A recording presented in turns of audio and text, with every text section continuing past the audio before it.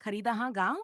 डरावनी आवाज। धीमी रहस्यमय गांव में सूरज डलते ही ऐसा सन्नाटा छा जाता था जैसे पूरा गांव जिंदा ही न हो।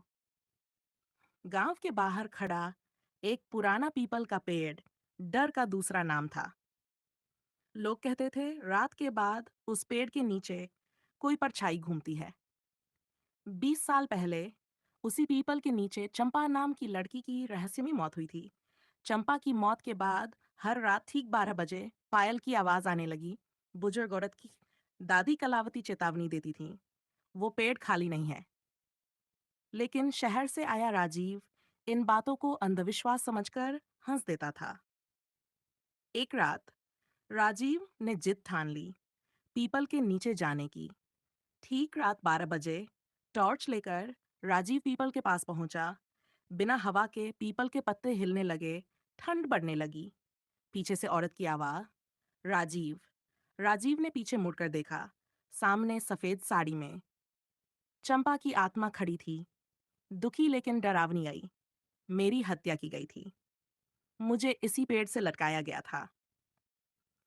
जो भी सच्चाई जानता है वो यहाँ से वापस नहीं जाता।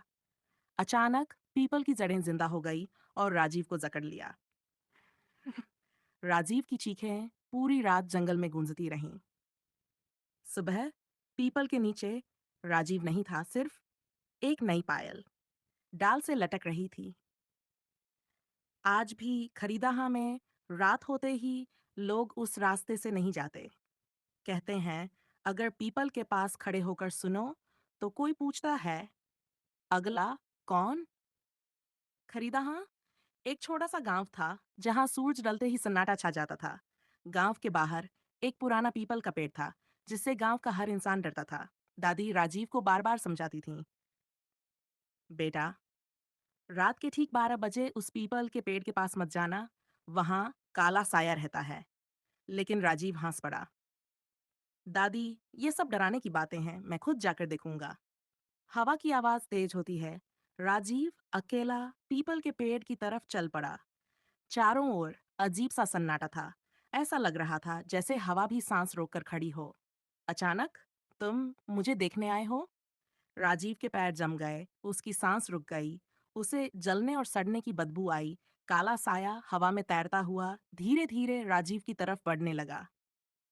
नहीं, नहीं, मुझे छोड़ दो, मुझे छोड़ दो।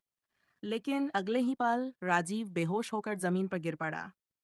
सुबह गांव वाले राजीव को पीपल के पेड़ के नीचे पड़े हुए पाते हैं, लेकिन उसके बाल पूरी तरह सफेद हो चुके थे।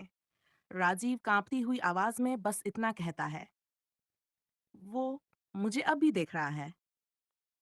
और तब से जो भी रात के ठीक 12 बजे उस पीपल के पेड़ के पास जाता है, वो कभी वापस नहीं आता।